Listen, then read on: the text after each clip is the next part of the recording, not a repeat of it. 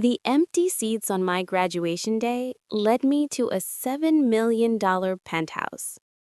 My name is Samantha Cole, and if you told me 2 years ago that I'd be writing this from a private terrace overlooking Central Park, I would have laughed through my tears. But let me take you back to the day that changed everything. Or rather, the day that showed me exactly where I stood. The university amphitheater was packed. You could feel the energy, that buzzing mix of pride and relief that comes after 4 years of work.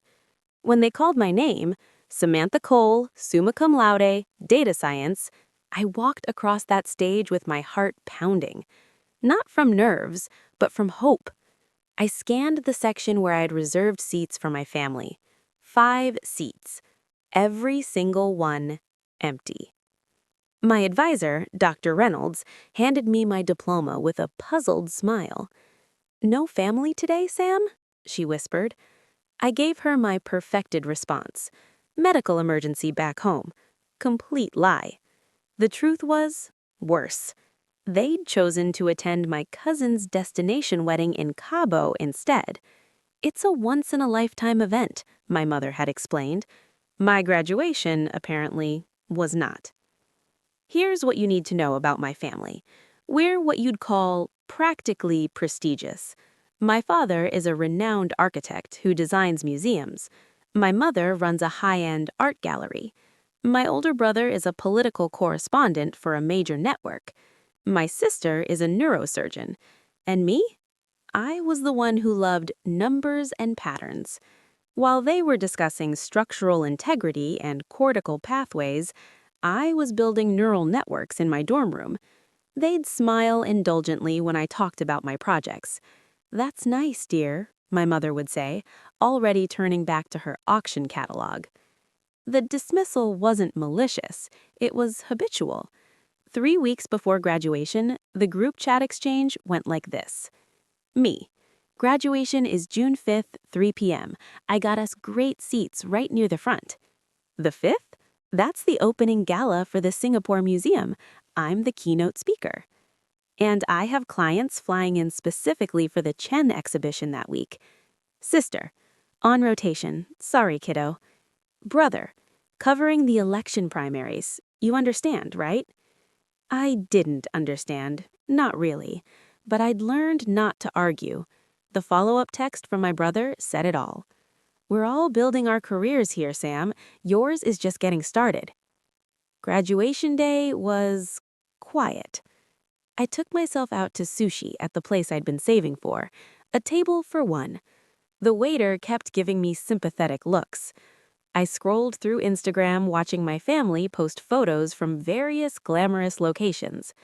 No one called. The single text I got was from my mother. "Thinking of you today," with a heart emoji. It felt like being patted on the head.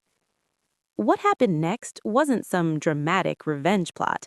It was quiet, consistent work while nursing a broken heart.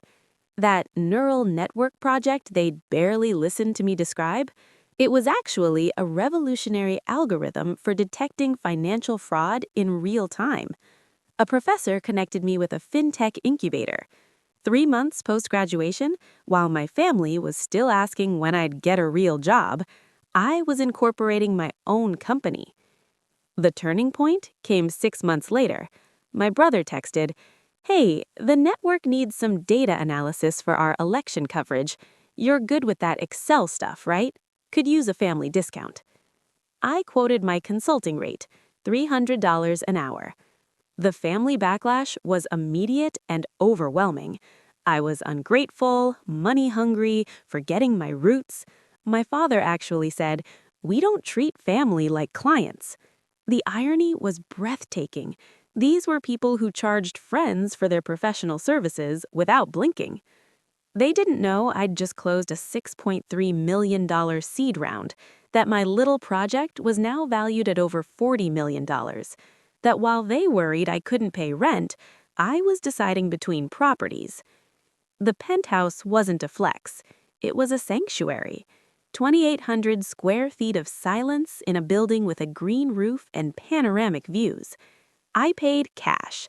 The developer looked at me like I was a child playing with my parents' money until the wire transfer cleared.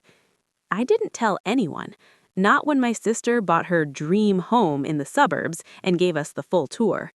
"You'll find your place eventually," she'd said, smiling. Not when my parents updated their will, leaving me the art collection while my siblings got the income-generating assets. The invitation was simple: family dinner at my place, Saturday, 7 p.m. I included the address of 1 Hudson Yards. The responses were priceless. "Mom, 1 Hudson Yards, the new Spiral building? Is there a restaurant there we're meeting at?" "Dad, did you get a job as an events coordinator there?" "Brother, cool location." The lobby alone cost more than most people's homes.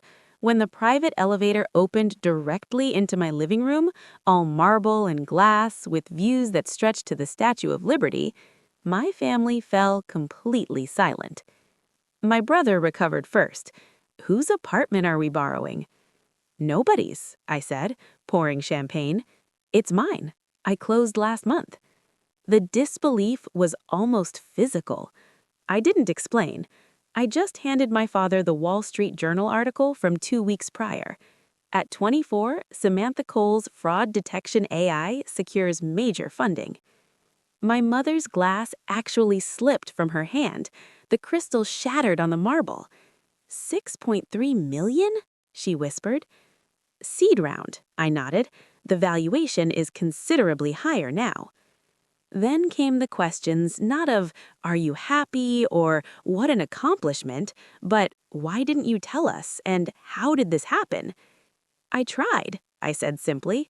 "Every time I talked about my work, you called it playing with computers. You missed my graduation for a wedding. You asked for free labor because you didn't think what I did had actual value." I looked at each of them.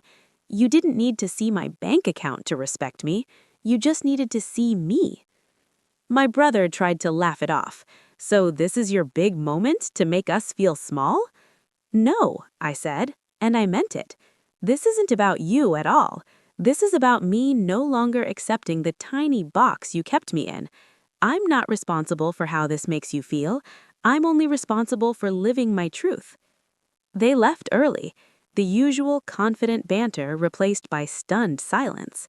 In the weeks that followed, the apologies trickled in, some genuine, others strategic.